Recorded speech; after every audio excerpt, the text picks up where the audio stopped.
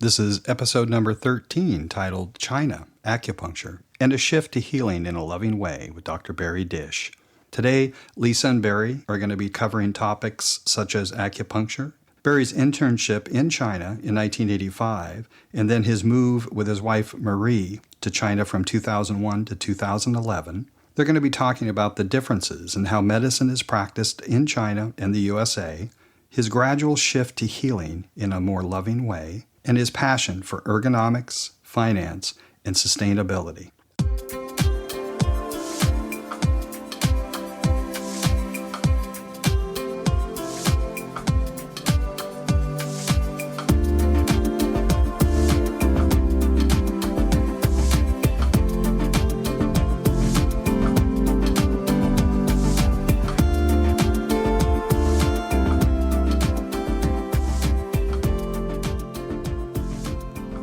Welcome back. This is Lisa Thorpe with Thorpe Institute of Integrated Medicine, Intel Bio, and this is Health and Wellness and Sanitas.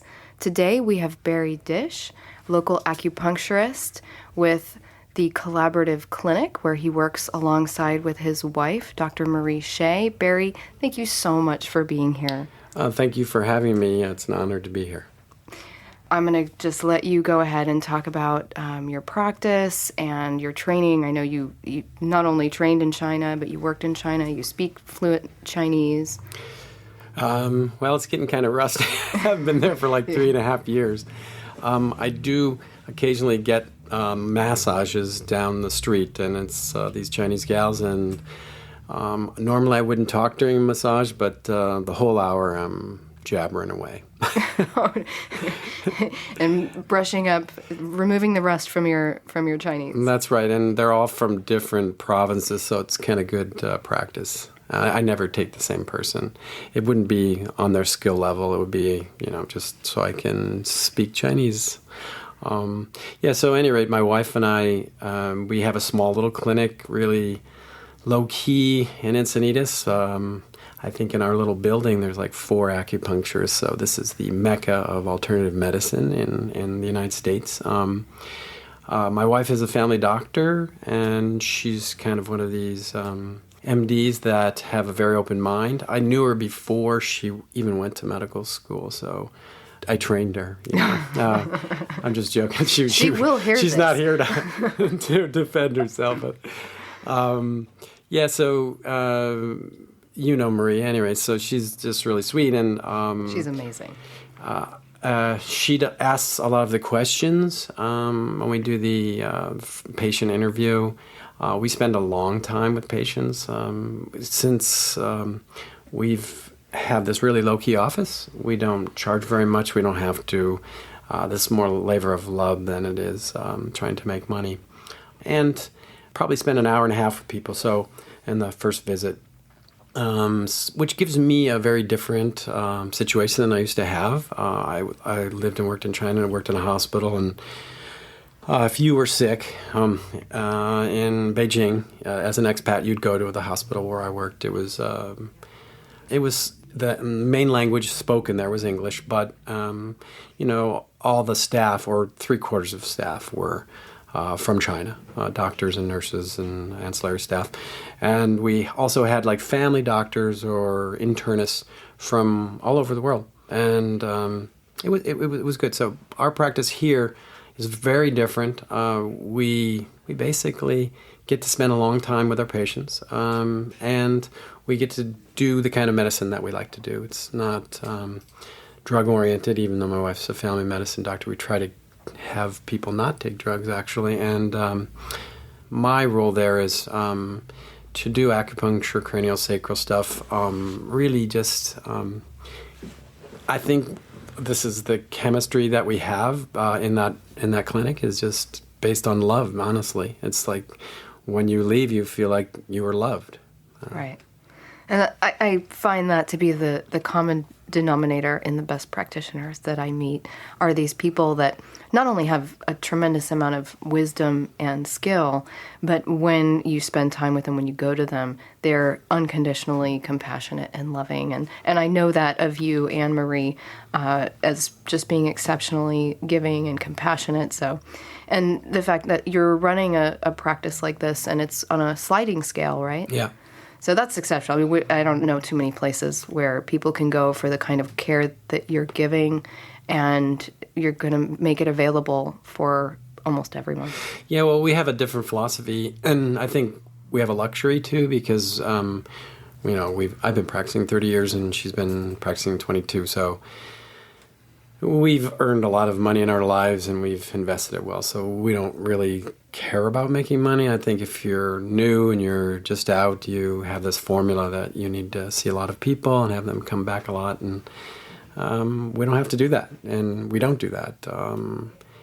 So that's a luxury again. But yeah, I mean, I wish that I would have always done that because there's a lot of pressure when you have a family and you get a mortgage and a house, and that's a whole other story. But I think the world is changing and medicine's changing, and I think people are demanding, that kind of service, actually, in a different way than it was before. Well, I think it's amazing that you guys exist, and I hope and I expect that the listeners, for anybody listening to these podcasts, I'm sure people would love to know more about the collaborative clinic and how to reach them. We certainly will have their information in the show notes, and you can also, if you have questions about what we're doing here, about the podcast, we'd love to hear from you. Please always feel free to call in. The number is 206-600-2475. So listeners, subscribers, by all means, please give us a call. We'd love to hear from you at 206-600-2475. You can also go to healthandwellnessencinitas.com. Once again, you'll be able to see show notes, information about the podcast, as well as links that will get you to Barry and all of the other guests that we have here on the show. So, Barry, what would you say is the main difference between how medicine is practiced in China versus here in the United States? Well, unfortunately, I think they've followed our model.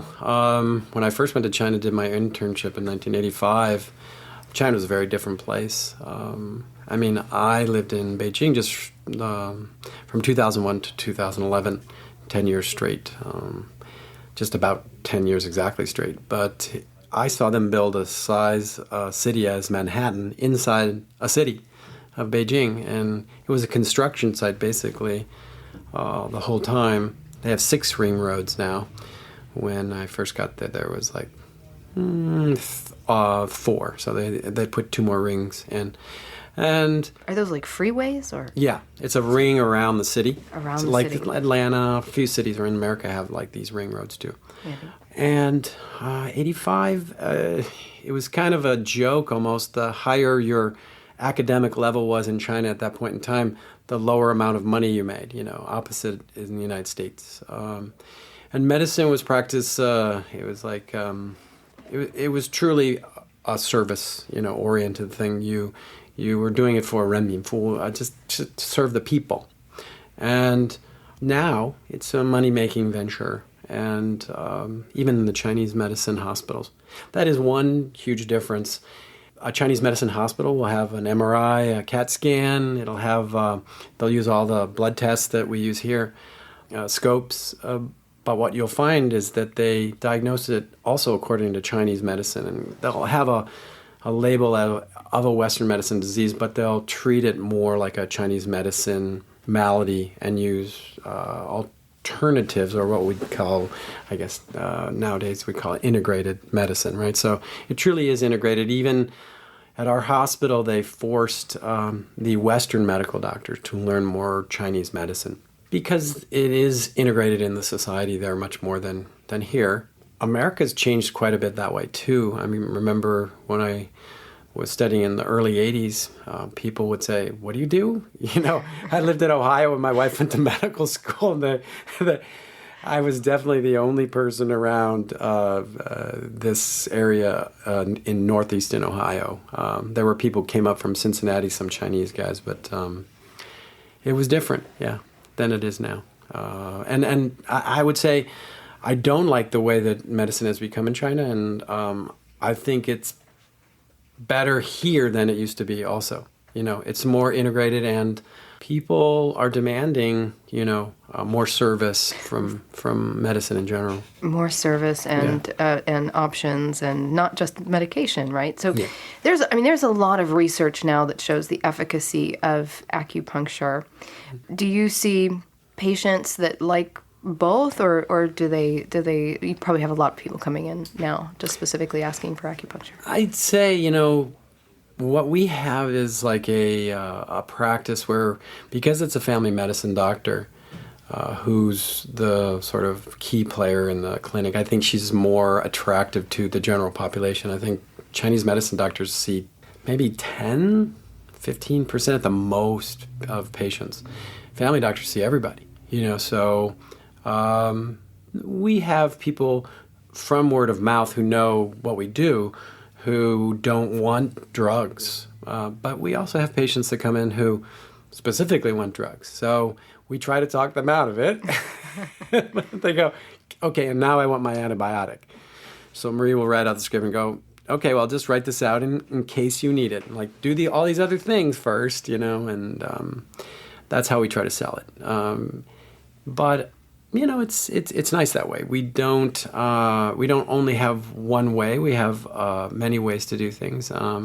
So I think they get a good perspective of what's available from going to a regular, you know, family medicine doctor. Let's put it that way. And when you do acupuncture on somebody, is that so that everybody understands? I mean, some of us have a base knowledge, but I want to make sure for anybody that doesn't understand how acupuncture works, you're using needles, very, very tiny needles, to get energy, qi, to move in the body. And I'm curious, like how often, how many times do people see results right away? What's typical? Well, I'd say I have a nice job in that I'd say 99% of people, maybe 1 in 100, always feel better when they leave than when they came in. I mean, just imagine, so somebody listens to you intently, with open heart. You put your hands on them and do like body work. It's really very nice body work. I'm not, you know, tooting my horn, but it's like I've done that for 30 years, more than 30 years, and I help people feel comfortable, you know. So when they leave, they kind of got a little Thai, little craniosacral, little, you know, minor chiropractic, but mostly just a lot of love, you know. So people feel good, and that's actually the true healing thing, anyways. It's nothing about me. Let's just put it that way. It's like it's not about me or my wife. It's about people connecting in a loving way, that the body heals itself. I mean, we don't give credit to the body, but I mean, that's the amazing thing. I'm so glad that you said that, because I obviously believe that that's the truth. The body heals itself given the proper support. And you had made a comment in our study group this week about that you used to think your job was about your wisdom and your knowledge and applying that wisdom and knowledge to a patient's symptoms.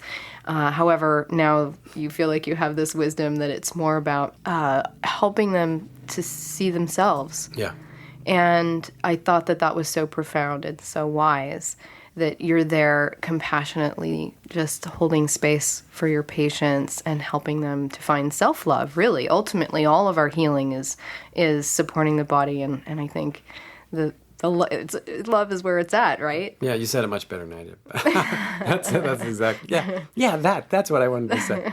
That's the ticket. No, you said it well.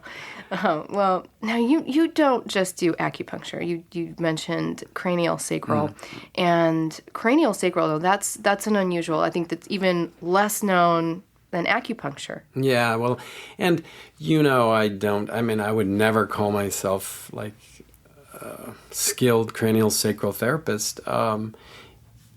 I just like the way that feels, It's sort of like I'm doing things to people that I would like myself.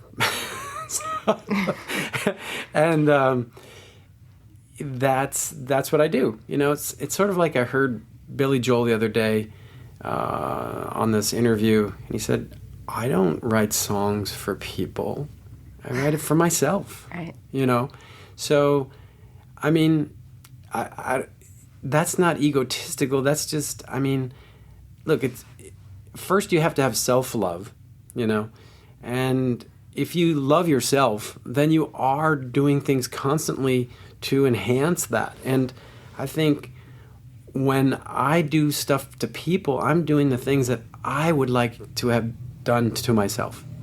And that comes from that space of love. And so I think people feel that. So one of the main things, though, what Marie and I do is that we listen to people, What's that? I didn't hear you. What'd you say? Yeah, we listen to people. And MDs, I feel sorry for them. They don't have much time, Right. They are on this treadmill because they have a big overhead. A lot of them are lost in trying to make a lot of money because they went to school for so long. All these different reasons. And it's just, if you feel like you've been listened to and people care about you and they're guiding you like they would their brother or sister, and how can you go away feeling, that wasn't a really good experience, and right. that's what happens. Right. Do patients typically come to you on like a regular basis, or do they just come when they have symptoms? Do you do like wellness care? We feel it's the patient's responsibility to heal themselves. So we give them a lot of good information, advice, and we tell them when they leave, which is very different than I used to do. I used to have a schedule for them coming in, 3 or 4 times a week if it was an acute problem. But we tell them now, you make the decision. You listen to your heart. When you feel like you're in need or you want some love again, come back if that's what you think it will heal you best. But we have them try to do all these things first. Again, it's not a good way to make money, but it's I feel much better than I used to about how I used to manage people, because it was about me. And if I saw them more times, they'd get better quicker. But that wasn't true. I don't know if it's true or not. I just feel better about this. I observe that it's not about me. It's about the person. So they need to do a lot of, searching inside. Self-healing. Yeah, and know that that's the direction that they need to go in. It's just confidence a lot of times. How did you get there? At what point or what happened, Barry, that you decided that you needed to practice differently? Was there some major turning point in your life? That's a good question. I'm a slow learner, I think, because I was practicing the way that I was describing before for like 15 years. I think it was when I moved to China and I worked in a hospital. It was like such an ego thing. It was like this feather in my cap, I was like one of the only foreigners who had a license ever to practice, in China and Beijing. And I thought it was so cool, like. It is. Well, I mean, it was cool to a certain degree as an acupuncturist, and feeling in this country, especially, like you were, second-class citizen in the medical world. But working at that hospital, I found that it was kind of getting soulless. That I felt what I was doing wasn't really making a difference. I wasn't serving. It was self-serving, and I thought, okay, I'm gonna unlearn all the stuff that I learned. I'm just gonna listen with my heart. Now, if I ever have an intern, and I've had plenty, I mean, this is what I say. I say, I am not going to teach you anything that you learned in school. I'm going to have you sit quietly and listen to your heart, and you tell yourself, is this the right point to use? And listen to the patient and try to feel in your heart what you know is going on inside of their energy body. And if you can touch their spirit somehow, you'll know, because you can see it in their eyes after you treat them, and yeah. So at first it was difficult because you're brainwashed, and you think that you have to do this. And when you start, it's uncomfortable and it takes time. But I'd say after the first year, people would really, compliment me about how they felt, differently. And I thought, oh, I must be doing something more correctly. And I did. I felt like I didn't have, it wasn't about me as much anymore. And the more I kept telling myself that and putting the responsibility back with the patient, I would see, like, sometimes this before, but I thought it was about me. The patient changed so much. Like, they really got it. And it was like a flower opening up. It was like this transformation, like a butterfly. You just see them in all these aspects of their life. It's great. Giving them their power back. Yeah. To self-heal. Yeah. And the awareness of it. Yeah. How did you decide, or what made you decide to become an acupuncturist? I was mulling around the idea of doing something because I was working as a bellhop and going to community college. I have a big family, and I knew I was going to have to pay for university. And I moved out here to California and got a job at the Hyatt, and was going to school part-time and working part-time. And I was doing that for like 5 years, surfing, hanging out with my friends, and had a live-in girlfriend for a couple years. Disaster. And called the Oxbow incident. Good lessons. Yeah. One that I want my kids to have at least a couple of.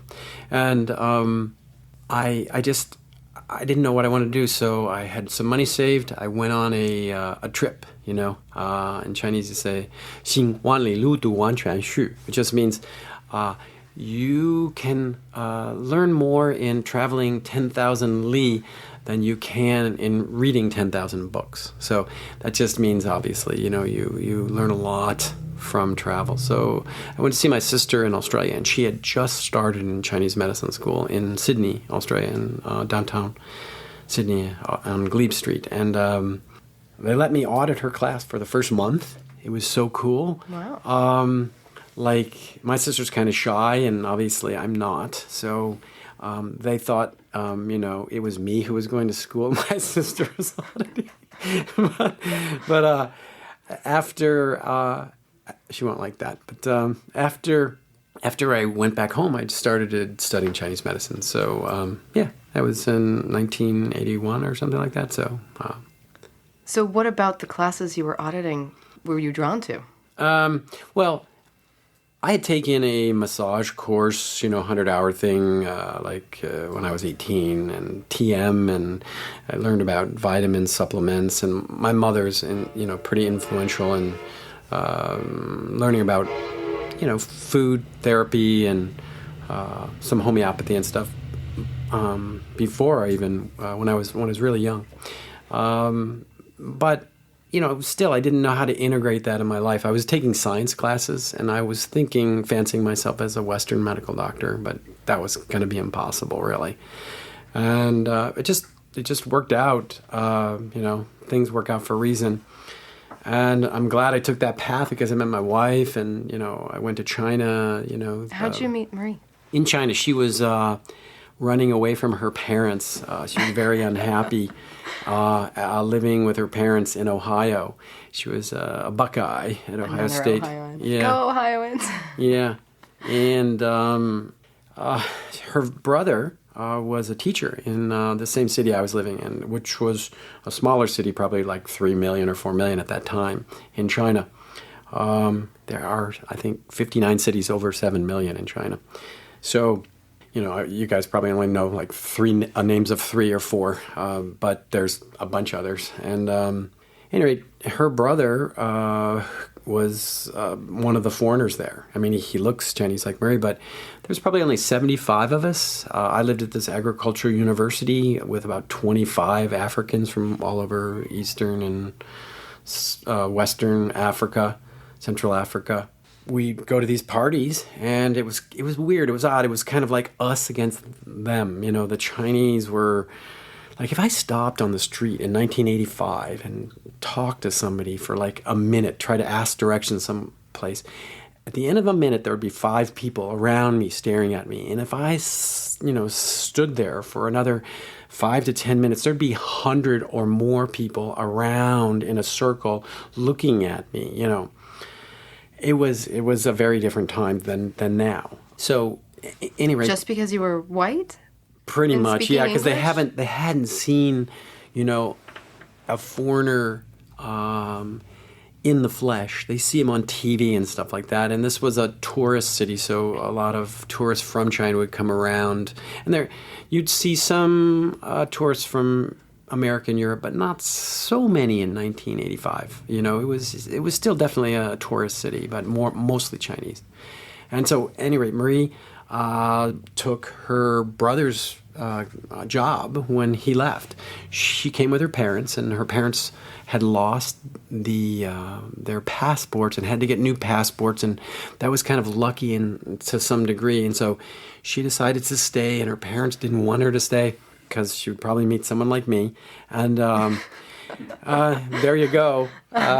We fell in love, and it was great. We've been together since 1985. So, yeah. She was 20, I was 28, I was robbing the cradle. So, I knew what I didn't like. Did her parents like you? Like me. I think they would have preferred a Taiwanese businessman as her husband. But I did speak Chinese, and I was a doctor of Chinese medicine. Her dad was a chemist, and he never said anything other than, she seems happy, and her mother liked me so much that when Marie would come home for Christmas, there would be a Taiwanese businessman just happened to be there for dinner sometimes. Oh, no. Oh, no, he's just coming for dinner. Oh, that's cute. Yeah. Well, obviously you stuck in there. Yeah. Marie's heart won out. As soon as the babies came out, and they were very beautiful, they said, "Oh, you did something right, kid." Oh, so I was they're accepted. not babies anymore. How old are your sons? Going to be 22, and one just turned 18. Wow. Yeah. Would you like them to pursue acupuncture, or? I'd like them to do anything that they have a passion for. So, I think the 22-year-old, nearly 22-year-old, he's, kind of like a lot of 22-year-olds, not sure. And the 18-year-old is passionate about traveling, so he's just done a big trip.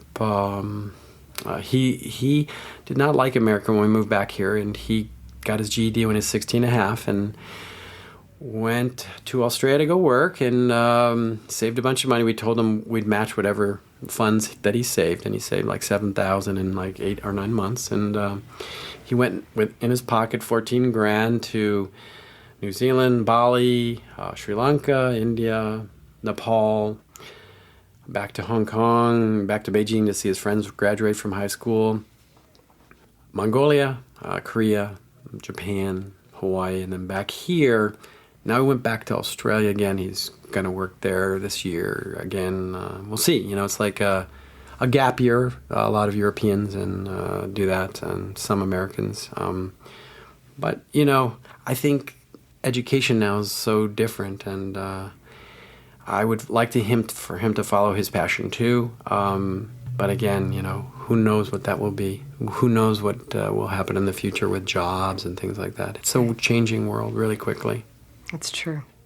And speaking of which, you are particularly passionate about economics, and you're not just an acupuncturist that is amazingly loving and passionate for your patients. You happen to be pretty forward-thinking and knowledgeable about economics and the financial world. Well, one thing that I did a long time ago was to look into how to invest money, because one of the things we were doing is we're good savers, and so my wife's job was really good, and I had a practice in PB. I was doing well, and we saved a bunch of money. So I was thinking, gosh, what do you do when you get a lot of money? You got to invest it. You got to get yield. So I was looking at ways of getting yield. This was right around, especially 2004 or 5 time, and the people I was reading were very, contrary to what you'd normally read. So I invested in gold and silver, and got out of the market at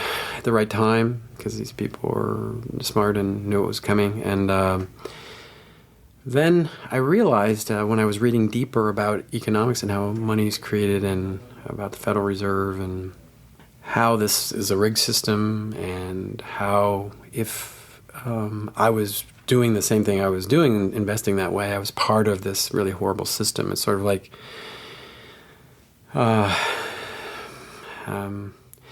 doing some kind of soulless thing that actually hurts people. So most people don't realize that, because they haven't really educated themselves. And there is a reason we don't learn about economics. Like the Federal Reserve, I watched a video. Literally, this was a group of the wealthiest men in the world that got together and formed the Federal Reserve to control the financial situation. It's private-public, but it's mostly private, because if you even go to the federal area of the phone book, you won't find the Federal Reserve. It's 500 banks in 12 different regions. It's just not just the Federal Reserve, and this is an older thing. It's fractionalized banking, and it's lending at interest. It doesn't. I don't want to go into this too much depth, but that's the crux of everything. And if you know just basic math, you realize that in the Byzantine Empire, these guys were decent mathematicians. They constantly had debt jubilees and wrote off the debt, because you can't keep going with compound interest. It's only in things like tumors and in living systems that become extinct or dead. So sustainability wouldn't be what the kind of system we have. And so if we can do things like public banks, local currencies, support each other with permaculture, and yeah. But you've made efforts to create interest in creating local banks, and have come up against challenges in getting some support. There will always be challenges. You have to kind of look at the people who are in control of things, very efficient at what they do, and it's not.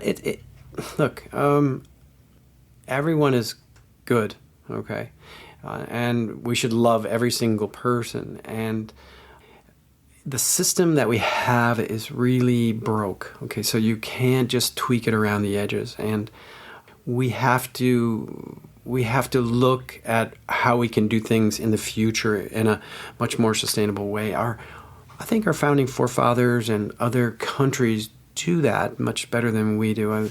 We have systematically shortened our attention spans and the amount of time that we want to invest in things. So it took me a long time to learn about economics. So I would encourage anyone to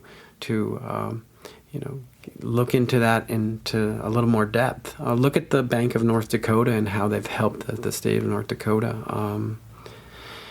That's one thing that you could do, and then look at going into complementary currencies. Think about things like Bitcoin, not Bitcoin per se, but the platform of Bitcoin, which is a concept. Yeah, because it's more of the protocol of Bitcoin that's the value of it, not the price. The price is deceiving.